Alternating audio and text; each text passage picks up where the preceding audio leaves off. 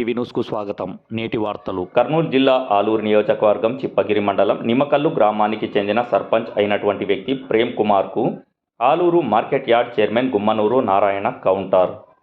ఒక సాధారణమైన వ్యక్తిని ఈరోజు నిమ్మకల్ గ్రామ సర్పంచ్గా చేసిన ఘనత మన ఆంధ్రప్రదేశ్ రాష్ట్ర కార్మిక శాఖ మంత్రివర్యులు గుమ్మనూరు జయరాం అన్నది అని, అలాంటిది ఇప్పుడు చెప్పుడు మాటలు విని ఒకప్పుడు దేవుడు దేవుడు అనే వ్యక్తిని ఈరోజు రాక్షసుడు అనే పదం ఎలా వచ్చింది అంటూ గుమ్మనూరు నారాయణ మాట్లాడడం జరిగింది. అదేవిధంగా నారాయణ మాట్లాడుతూ, ప్రేమ్ కుమార్, నీ మీద ఎన్ని ఆరోపణలు వచ్చినా, అదేవిధంగా ప్రేమ్ కుమార్ తండ్రి అయినటువంటి మోహన్పై అనేక ఆరోపణలు వచ్చినా ఇలాంటి వ్యక్తిని నేను నమ్మింది అంటూ నారాయణ మాట్లాడడం జరిగింది. 90 న్యూస్ రిపోర్టర్ సాయి బేష్. మీడియా ముందుకు రావడానికి ముఖ్య ఉద్దేశం ఏమంటే, ఈరోజు చిప్పగిరి మండలం నేమకల్ పంచాయతీకి సంబంధించిన సర్పంచ్ ప్రేమ్ కుమార్ ఈరోజు నా మీద ఒక ఆరోపణ చేయడం జరిగింది. ఈ ఆరోపణ చూస్తుంటే నాకే చాలా బాధ. ఆ రోజుల్లో సర్పంచ్ కావాలని మా ఇంటికి వాళ్ళ తండ్రి అయినటువంటి మోహన ప్రేమ్ కుమార్ రావడం జరిగింది. ఆ రోజు, అన్నా మాకు ఒకసారి అవకాశం ఏంటి, మీ సపోర్ట్ అంటే మేము గెలుస్తామని చెప్పి రావడం జరిగింది. వచ్చిన తర్వాత మడి మధు కూడా నాకు అవకాశం ఏంటని చెప్పి రావడం జరిగింది. వాళ్ళిద్దరిని తీసుకొని జయరామన్న దగ్గరికి పోయినాం. జయరామన్న దగ్గరికి పోయింటే జయరామన్న ప్రేమ్కు ఒకసారి అవకాశం ఇస్తాం యువకుడు అని చెప్పి చెప్పడంతో అందరూ కలిసికట్టగా ఆ రోజు సర్పంచ్ చేయడం జరిగింది. కానీ ఈరోజు నా మీద నారాయణన్న భయపడిస్తున్నాడు మార్కెట్ యార్డ్ చైర్మన్ అని చెప్పి నా మీద అంబేద్కర్ దగ్గర ఆరోపణ చేస్తున్నాడు. ఈ ఎంతవరకు తగిన నాకే అర్థం కాలే. తిన్నింటి వాసాలు లెక్క పెట్టేవాళ్ళంటే వీళ్ళకి అనుకుంటాను. నేను వైఎస్ఆర్సీపీ మార్కెట్ యార్డ్ చైర్మన్గా నేను ఈరోజు ఉన్నాను. నన్ను ఎట్లయితే రెచ్చగొట్టి నన్ను పార్టీ నుండి పోవాలనే ఉద్దేశంతో ఇలాంటి ఆరోపణలను చేస్తున్నారు. నేను ఆ రోజు నుంచే చెప్పిన, వైఎస్ఆర్ పార్టీ అంటే వైఎస్ఆర్ పార్టీ అధ్యక్షుడైన జగన్మోహన్ రెడ్డి అన్న జయరామన్ అన్న నాకు అమితమైన ప్రేమనే.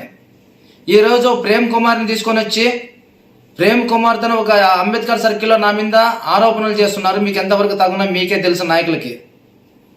ప్రేమ్ కుమార్ సూటిగా ఒక మాట చెప్తున్నాను నేను. ప్రేమ్ కుమార్, ఒక మాట మాట్లాడినావు, నాకేమన్నా జరిగితే గుమ్మనూరు నారాయణ బాధ్యతనే అంటే, నిన్నటి వరకు దేవుడైన నారాయణ ఈ పొద్దు నీకు ఒక రాక్షసుడిగా కనిపిస్తున్నాడా? ఎలా నీకు రాక్షసుడిగా కనిపిస్తున్నాడు? ఆ రోజు మీ నాయన అయినటువంటి మోహన్ ఆయన వయసుకు తగ్గట్ల పని చేసినాడు. ఆ రోజు సంఘాల గ్రామంలో ఒక మహిళని చెయ్యితో ఇప్పిస్తానని చెప్పి ఇంట్లోకి పోయి చెయ్యి పట్టుకుంటే ఆమె చెప్పుతో కొట్టిన మాట నిజం కాదా మోహన్ గారు? ప్రేమ్ కుమార్, మీ నాయన చెప్తా కొట్టిన మాట నిజం కాదా? ఆ రోజు మా దగ్గరకు వచ్చి కురువ క్యాష్ సంబంధించిన వ్యక్తురాలు మా నాయన మీద చెప్తా కొట్టినాడని చెప్పినావు.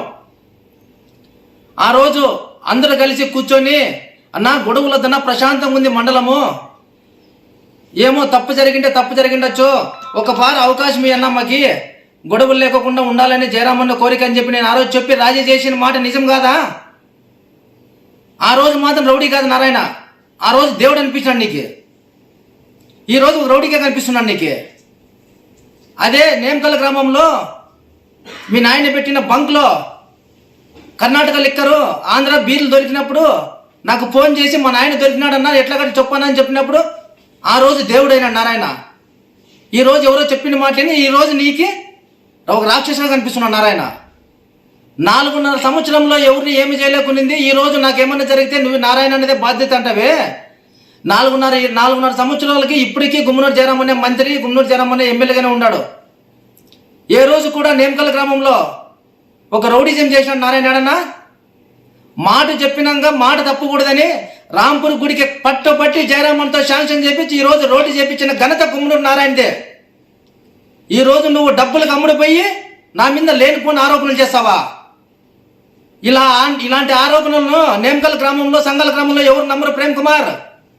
మీ నాయన ఎవరిని చేతులు పట్టుకున్నా, ఎవరు సీర్లు లాగినా చూసుకుంటూ కూర్చునేదానికి ఎవరు ఊరికే లేరు ప్రేమ్ కుమార్.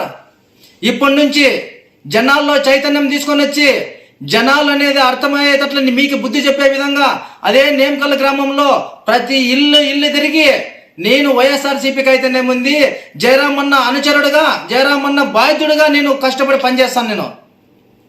అంటే ఇప్పుడు ఇన్నాళ్ళు దేవుడైన వ్యక్తి వాళ్ళ డబ్బులు ఇచ్చారని నువ్వు మాట్లాడేకి ముందుకొచ్చి నా మీద లేనిపోయిన ఆరోపణలు చేస్తున్నావు.